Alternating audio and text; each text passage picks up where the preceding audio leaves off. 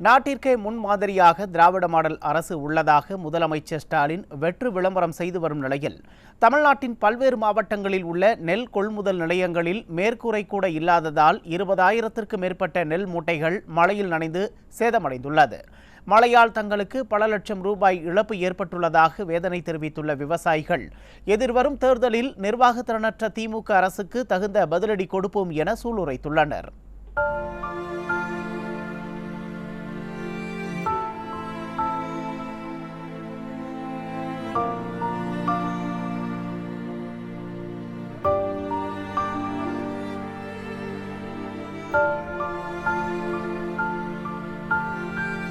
தமிழகத்தின் சில மாவட்டங்களில் ஒரு சில மணி நேரம் பெய்த கோடை மழையால் அரசு நேரடி நெல் கொள்முதல் நிலையங்களில் வைக்கப்பட்டிருந்த 20,000க்கும் மேற்பட்ட நெல் மூட்டைகள் நனைந்து நாசமாக்கின.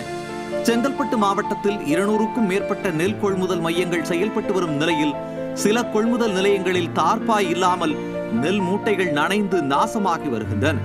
குறிப்பாக மதுராந்தகம், சிறுகுன்றம், திருவடிசூலம் ஆகிய பகுதிகளில் நேரடி நெல் கொள்முதல் மையங்களில் மேற்கூரை இல்லாததால் 1200க்கும் மேற்பட்ட நெல் மூட்டைகள் மழையில் நனைந்து முளைக்கும் நிலையில் உள்ளன. இதேபோல் விழுப்புரம் மாவட்டம் செஞ்சியில் உள்ள நெல் கொள்முதல் நிலையத்தில் மேற்கூரை இல்லாததால் 4000 மூட்டை நெல் மணிகள் மழையில் நனைந்து வீணாகிவிட்டன. மழைநீர் தேங்குவது குறித்து அதிகாரிகளிடம் புகார் அளித்தும் வழக்கம் போல் கும்பகர்ண தூக்கத்தில் இருப்பதாக குற்றம் சாட்டிய விவசாயிகள் எஞ்சிய மூட்டைகளையாவது காப்பாற்றிவிட வேண்டும் என்ற எண்ணத்தில் குளம் போல் தேங்கியிருந்த மழை நீரை வெளியேற்றும் பணியில் ஈடுபட்டனர்.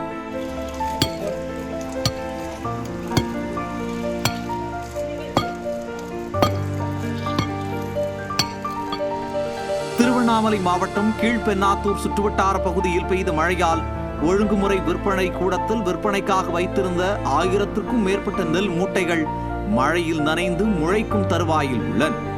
நெல்மணிகள் நாசமானதற்கு அரசு நிர்வாகத்தின் அலட்சியமே காரணம் என குற்றம் சாட்டியுள்ள விவசாயிகள் முளைக்கும் நிலையில் உள்ள நெல் மூட்டைகளை உடனடியாக அரவைக்கு எடுத்துச் சென்றால் மட்டுமே அவற்றை காப்பாற்ற முடியும் என்றும் கூறியுள்ளனர்.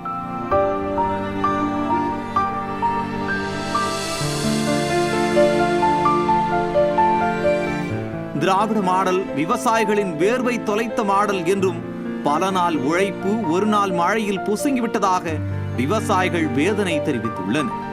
தங்கள் வேர்வையால் ஆன நெல் மூட்டைகள் அதிகாரிகளின் அலட்சியத்தால் மழையில் நனைந்து அழிந்து விட்டதாகவும் பசியை துடைக்கும் நெல்மணிகள் அரசின் தூக்கத்தால் நாசமாகிவிட்டதாகவும் வயலை நம்பியவன் இப்போது வறுமையை மட்டும் தழுவுகிறான் என்றும் விவசாயிகள் வேதனை தெரிவிக்கின்றனர்.